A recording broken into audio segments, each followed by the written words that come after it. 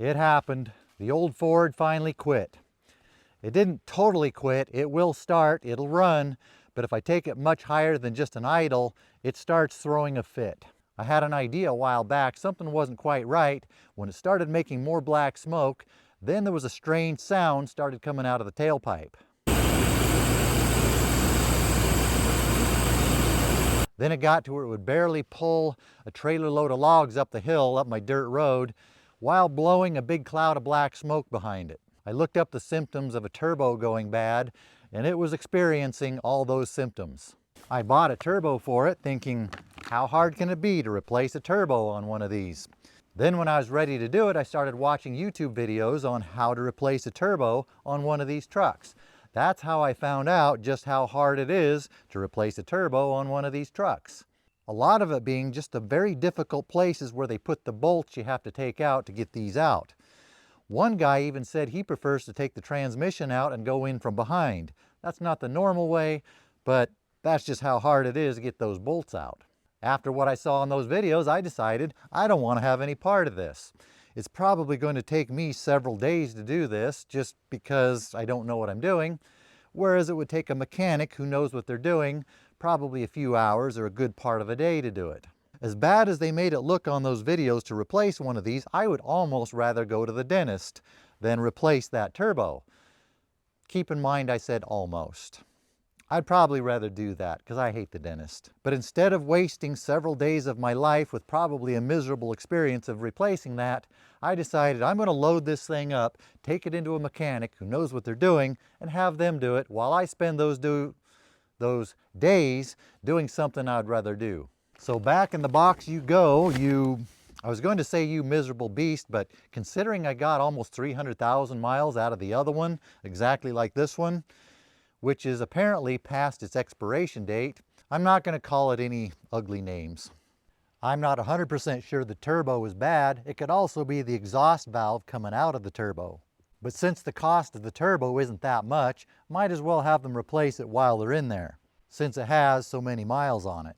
And if it turns out neither of those were bad, it's probably this terminal hyperextensifier that's going to be the problem.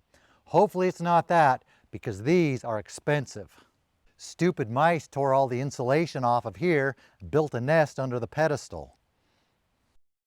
I was just pulling your leg about this being a terminal hyperextensifier. That's not even a thing, I just made it up. This is actually the carburetor bearing, which is not even related to the problem. Back in the truck you go. Now I'll see if I can idle this thing down to a good loading spot at the bottom of the hill.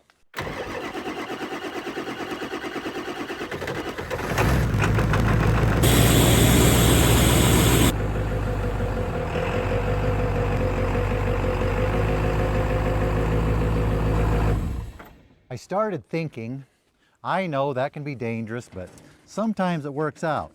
Before I take this truck into town, I'll top off the tractor fuel tank. Then while the truck's in town, I can put more off-road diesel in my transfer tank.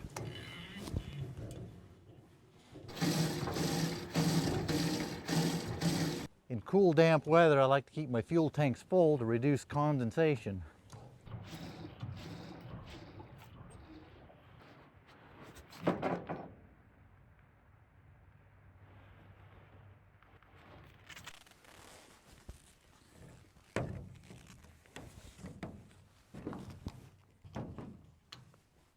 And unload these madrone boards we last cut.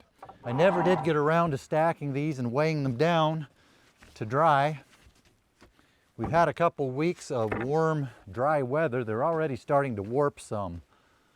So I'm going to leave them out in the rain with this other stack that I'm leaving out in the rain. See if that'll straighten them back up a little bit before I weigh them down to dry them. I didn't put anchor seal on them either, and they're starting to crack. Here's a sneak peek at the Douglas fir 2x I left out in the rain to straighten up a few weeks ago. They've mostly straightened, except this one's being a little bit stubborn. We have a bunch more rain on the way, so maybe that will straighten them all out. Now I'll see if this thing will make it down to where I need it to go.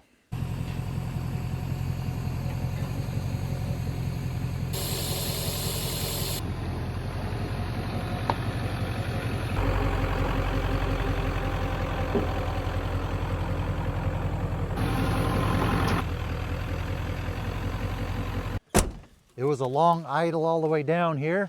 Now I get to walk all the way back up the hill to go get the other truck.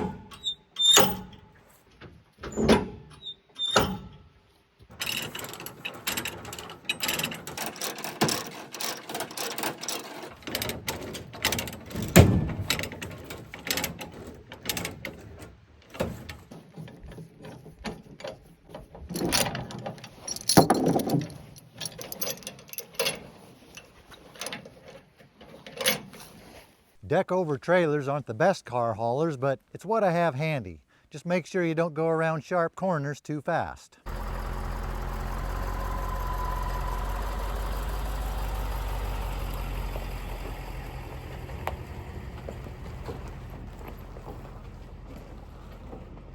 That was uneventful, got it into town, no problem. Yes, I did adjust the binders after I got down through the gate. They ended up good and snug.